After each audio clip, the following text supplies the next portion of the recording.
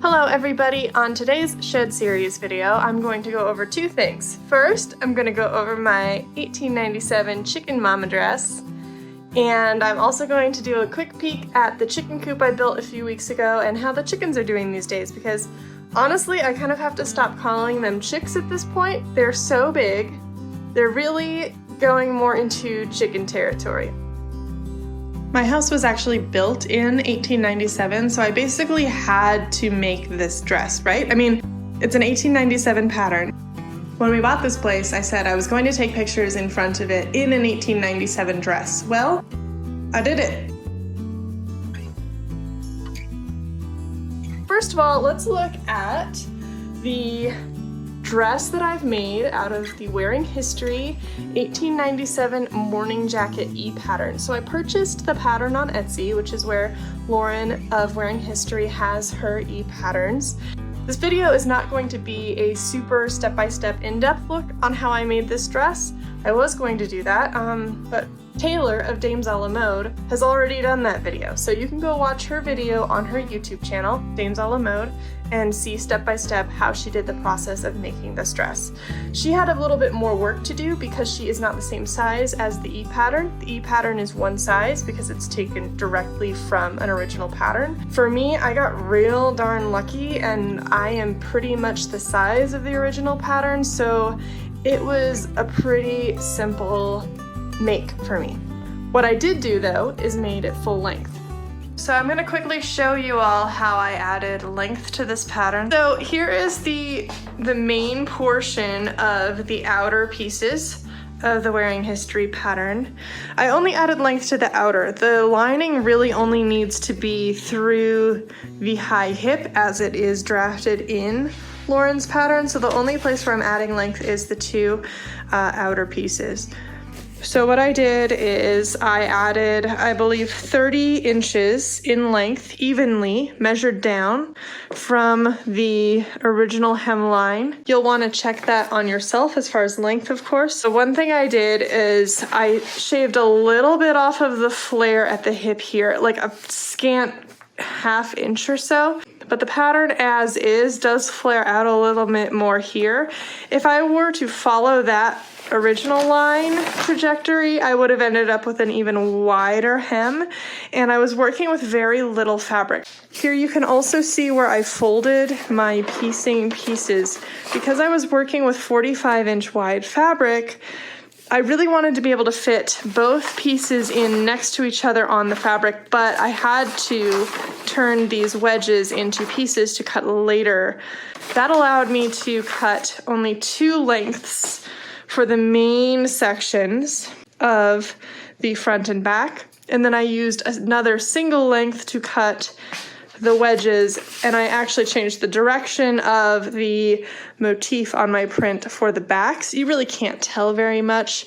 What that does is it lets you nest these wedges in upside down next to each other, and I actually only used two full lengths and then 1 3/4 length to cut the majority of the dress pieces, and then I was actually able to fit sleeve pieces and yoke pieces in next to those wedges as well. So it really helped me save fabric to do this piecing style. I made sure to keep these sections on grain. Now you could cut these apart and make these separate pattern pieces. I didn't bother. I just folded it back when I was cutting and then used just those sections when I was cutting those sections. One last thing I'll cover, when you're doing a really long seam like this, it helps to have balance points. These are also called notches, and they're included on commercial patterns for the most part. So you probably know the little triangles that you either cut into or cut out if you're using a commercial pattern.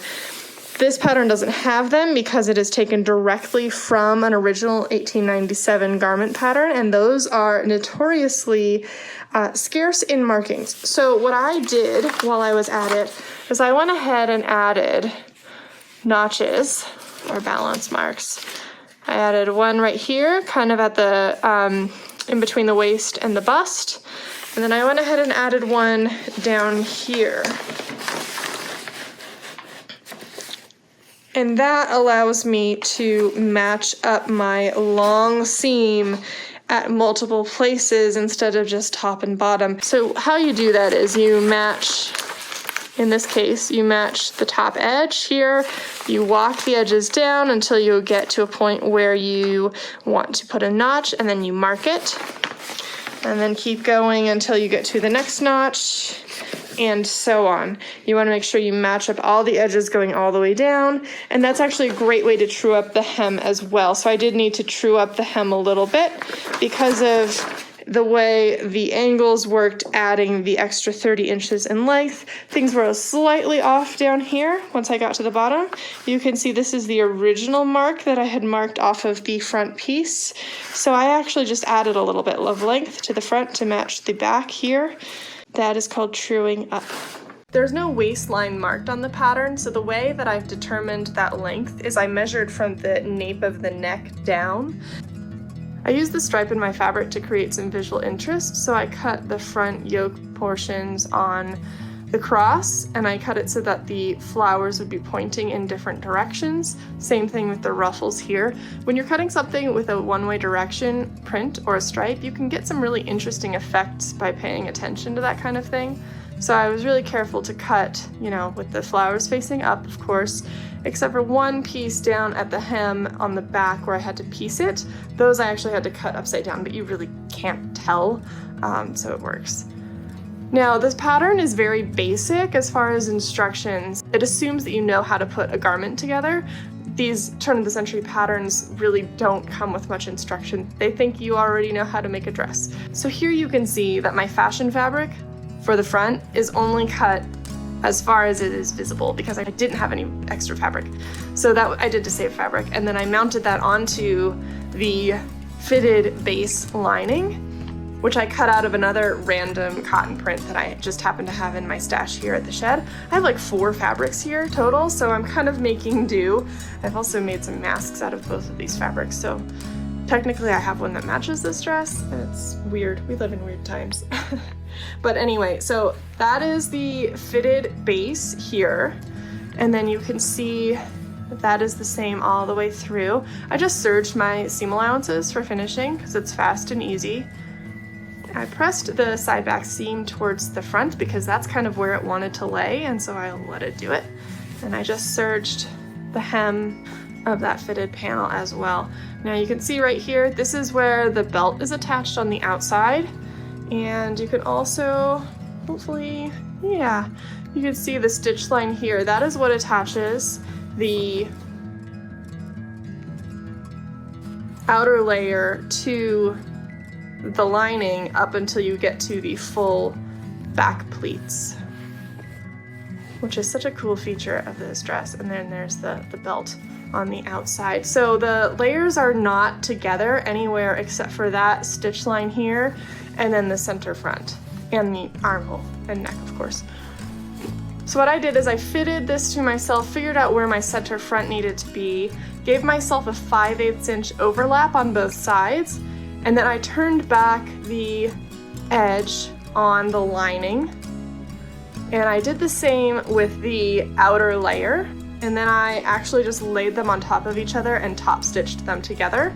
There are probably different ways to do this. I didn't want to mess around with making a facing or anything like that, so I kind of did a self-facing and kept it real darn simple. In all seriousness, I only have to make a few changes to this pattern, which is pretty cool. It's pretty close to me right out of the box. So that's just lucky on my part. I need to lower the front neckline a little bit, raise it in the back a little bit. And that'll fix the gap, the wrinkling I've got happening here. It's a little tight under the arms, so I'm gonna cut out the arm's eye just a touch. And then I've got my center front figured out, and I've got plenty here to figure out some sort of, I don't really know what kind of closure I have planned yet, but I'll figure it out. I'm really just winging this.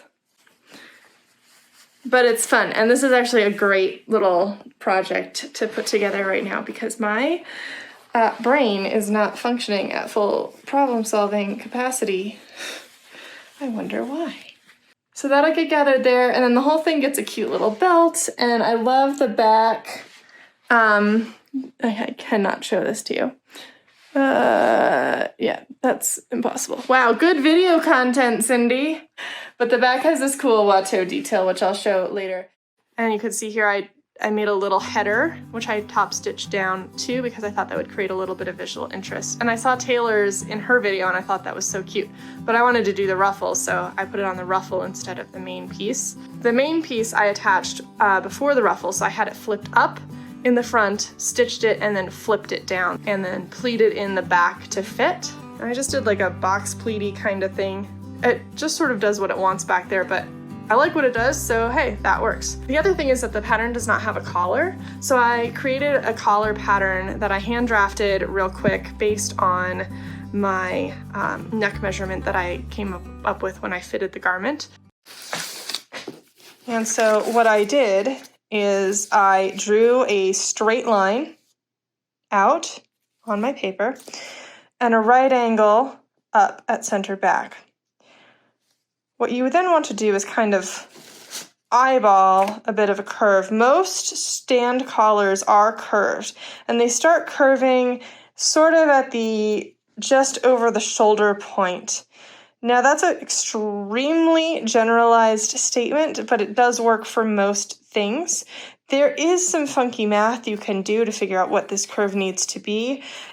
However, every single pattern draft does it slightly differently, and I've gotten to the point where I can kind of just eyeball what I know that curve needs to be.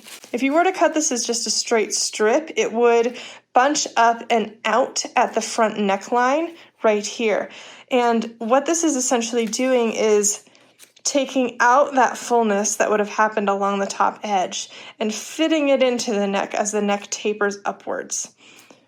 So for me, that's about I think about a 1/2 inch to 5/8 up at the front corner there.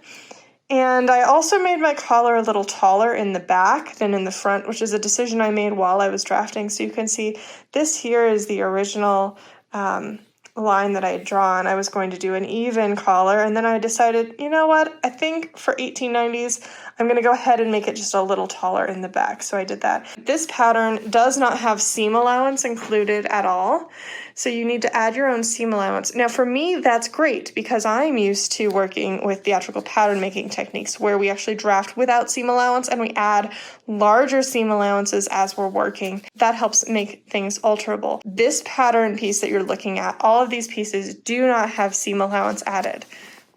I used the pattern for the sleeve pretty much straight out of the box, just as is. I think I had to let out the forearm just a little bit, but that was it. And I just did a really simple serge, turn, and top stitch hem there. Yeah, so the ruffle is just top stitched on, and I shaped the ruffle at the back so that it would end in a cute little point back here at the side back seam. I got those buttons from Mary Not Martha on Etsy. She has really great millinery accessories, flowers, trims, and apparently really cute little flower buttons in a shell, which I thought was perfect to fake the front being open all the way down, because I didn't want to have it open all the way down. It seemed unnecessary, and then it's just more actual buttonholes and more gapping. So I actually closed the garment from the base of the lining down the front. So I just continued that seam at the overlap point here. I just lapped the layers over each other and top stitched here and then again over here, kind of to fake a placket. and I continued buttonholes and buttons most of the way down. So it does look like the dress is open all the way down, but it isn't actually. So to give the hem a little more oomph, I faced it with a 3-inch bias strip of this other cotton print. And I did like a wide understitch through the seam allowance here to keep things flat inside the hem, but also that stitch gives it just a little more structure in there. The last thing I did is I made a patch pocket that is big enough to fit my phone. I bound the top edge with a little bit of bias strip just to give it a little bit of cute detail. To give it a little more fullness, like more room in the pocket, I actually gathered across the bottom just a little bit. So it's got a little bit of a 3-dimensional shape to it. I found this pattern really easy to work with, but I am not someone who uses directions on patterns. I usually just wing it anyway and use the skill sets that I have to put them together. If you need complete step-by-step instruction, you want to be a little careful using the Archive Couture patterns just because they are based on those historical diagrams that do expect you to have dressmaking skills, like they expect you to know how to put on a collar or do buttonholes or arrange a closure or set sleeves. There's no instructions for that kind of thing because at that time that was all just common knowledge. However, you could look up instructions in a general sewing book or online and use that to extrapolate on how to put together this garment. So there's the back pleat. These I actually found kind of tricky to make happy, and it's because of the way the bias sits across the neck. As you can see here, that bias really angles because this is such a full sort of trapeze-shaped piece. Getting this all to play happily and nice was a bit tricky, but what I did is I laid it out flat on the table and mushed it around until it was in the right spot. Another tip is to always do collars and stuff when the garment is as flat as possible. So I put the collar on before I stitched up the center front. I like to do collars before I've even stitched side seams ideally, but with the way that all of this goes together, that wasn't really a possibility. And here's one more little tip I can show you all. So I made the belt out of a tube of fabric according to the measurements given in the pattern, but I didn't want to have the seam bulking up one edge or the other of the belt. So after I turned the tube, I pressed it so that the seam in the tube sits in the center of the back of the belt. And then I top stitched around the edge to keep it nice and flat. All right, so that is an overview of the dress. Let's go look at the chickens and watch me goof around a little bit.